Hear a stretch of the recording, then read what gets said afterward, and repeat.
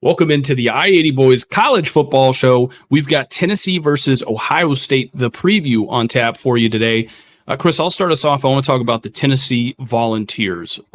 Here's the thing, coming into this year, defensively, that in years past, I think, has been the thing that's held Tennessee back from really making a strong run and being as dominant as they can be. I think this year, defensively, hey, they're just as talented and playing just as good as anybody else in the country on the defensive side of the football.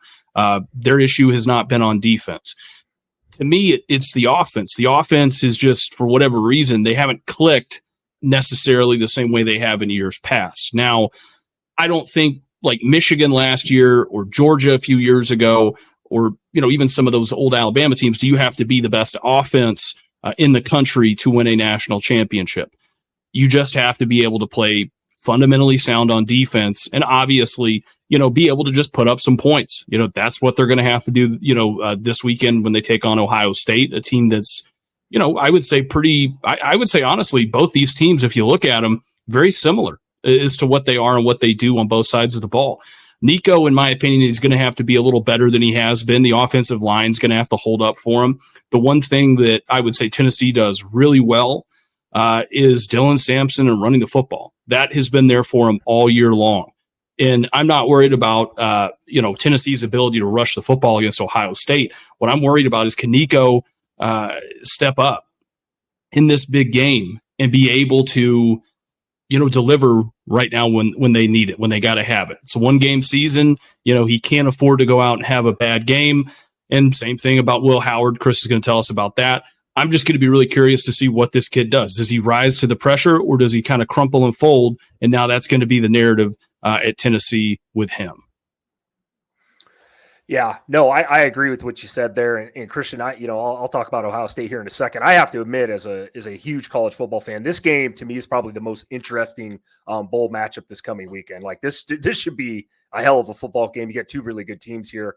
I'll talk about Ohio State here, but Ohio State 10-2, man. Coming off that embarrassing loss to a below-average Michigan team a couple weeks ago, how do they respond here? I mean, obviously they're at home, which is great. They're 7-point favorites currently, too. Let's talk about the offense, and I'll break down some stats quickly. They're averaging 35.5 points per game. That's 18th best in the country, so not bad. They're 36 in total offense. They are 59th in rushing offense, which is kind of surprising considering who they got in the backfield.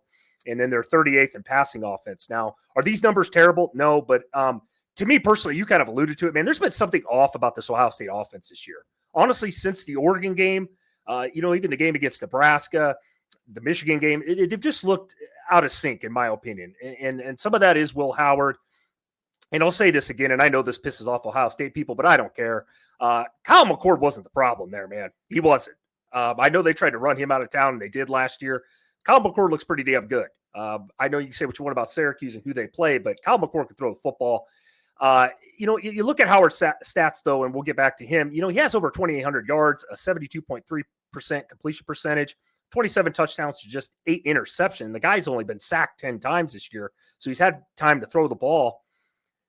These aren't bad numbers, but in big games, in my opinion, he struggled. Against Michigan, 19 of 33 for 175 yards, 1 touchdown, and 2 interceptions. That just isn't going to get it done. Against Oregon, he started off hot, but in the second half, he didn't do a ton in that game. I know he had over 300 yards and 2 touchdowns, but when you needed him the most in that game against Oregon in the second half, particularly the fourth quarter, he didn't get it done.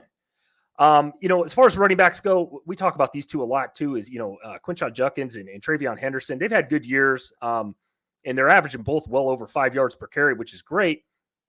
But again, that game against Michigan, I feel like I keep going back to it because it was the last game we've seen him play. I mean, OSU only had 77 yards rushing on the ground. I know Michigan's defense is good, but damn, you're gonna have to run the ball here because you're playing a Tennessee defense like you talked about. Their front seven might be the best front seven in the country. Like I said, I don't have to tell you guys how talented the wide receivers are for Ohio State. We know Smith, Ibuka, and Tate. All three of these guys are going to be playing on Sundays. As far as the defense goes here, they're only giving up 10 points a game here, which is number 1 in the country. They are number 1 at total defense. They are number 7 in rushing defense, Christian. They're number 2 in passing yards allowed. It's impossible to find anything on paper with the defense to say anything bad about here. Like I said, outside the Oregon game, nobody scored more than 17 points against Ohio State all year long, which is a pretty impressive stat. As far as this game goes, in this prediction from me, look, both defenses are elite. I've talked about it. It's going to come down to me who makes the least number of mistakes, hence penalties and turnovers, and maybe even a special teams error in this one. I think this is going to be a great game. I'm going to go with the underdog here, though, in Tennessee. I got Tennessee 23, Ohio State 20, in a low-scoring, old-school type of game, Christian. Similar sentiments, Chris. Maybe not as low scoring on my end. I got Tennessee 34, Ohio State 28.